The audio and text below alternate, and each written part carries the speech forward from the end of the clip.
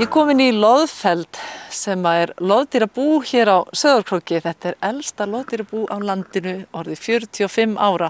Og þessi tími sem nú fer í hönd, þá verið að færa hvolpana frá mæðrunum og okkur lék forvitni á að vita hvernig það fer fram og hvernig hægt að halda svona bú í gangandi 45 ár. Reynir, þú ert höfundurinn af þessu og eigandinn.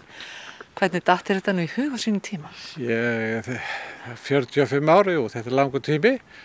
Þetta var samþykkt 1970 að opna og leyfa loðdýrarækt og þar stóðu þeir að þessu Ásberg Sigurðsson og Pétur Sigurðsson á sínum tíma. Nú það kom að því að ég átti félag í Noregi og hann fór að forvitnast þetta fyrir mig. Og leist vel á þetta og það var þess að ég fór til Noregs og kannski einhver ævintýraþrá. En ég hef verið í þessu síðan og spurningin af hverju loðdýrarækt á Íslandi, það auðvelt að svara því. Til þess að framleiða eitt skinn þurfum við 50 kíló af hráefni og á Íslandi mikið hráefni til sem ekki hefur verið nýtt í neitt mikið farga og urðað. Og það sé nú minna það síðustu árin, en hér áður fyrir var mikið urðað af góðu hráefni og það var auðvelt að búa til gott fóður í gamla daga. Það féll mikið til frá vinnslustöðvum, en nú verða mikið breyting á. Vinnslustöðvar vinna sitt hráefni mun betur og það fellur minna og minna frá. Þannig við förum meira og meira út á jaðarinn varðandi hráefni. Og það kannski það áhugaefni sem ég hef í dag. Við færumst alltaf meira og meira út á jaðarinn og hráefnið svona kannski ekki alltaf það sem við þurfum að viljum hafa. En þetta allt saman gott hráefni og þetta vara sem ekki hægt að nota í neitt nema þá kannski þetta. Og það þessi framtíð sem ég segi, það ástæðan fyrir því að við erum með loðdýrarækt í Íslandi.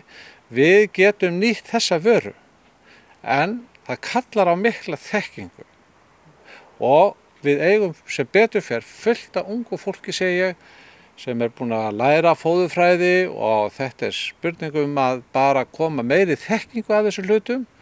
Þá horfi ég mjög björtum augum á að okkur gangi vel í komandi framtíð. Þegar þú komst með læðurnar þínar hérna, 69, 71 hefur sennilega komið. 71, 15. janúar. Hvað voru þær stórar og hvernig leit þetta út þá?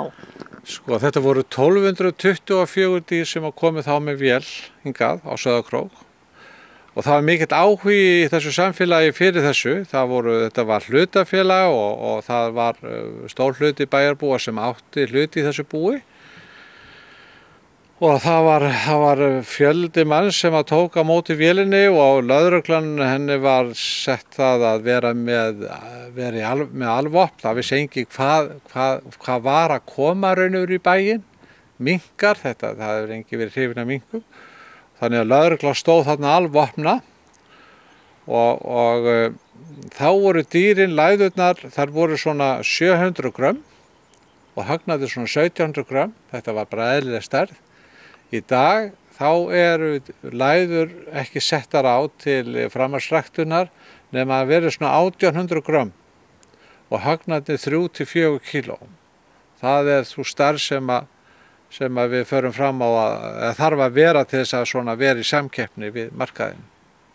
Og þetta þá fóðrinu að þakka eða hvað? Já, þetta náttúrulega kynbætur, þetta ræktun og þetta náttúrulega staðfestir það að dýrunum líður vel í búunum og búrunum og ég segi það sko að vera loðdýrabóndi á Íslandi raunverulega ekkert rosalega flókið mál ef fóðrið í lagi.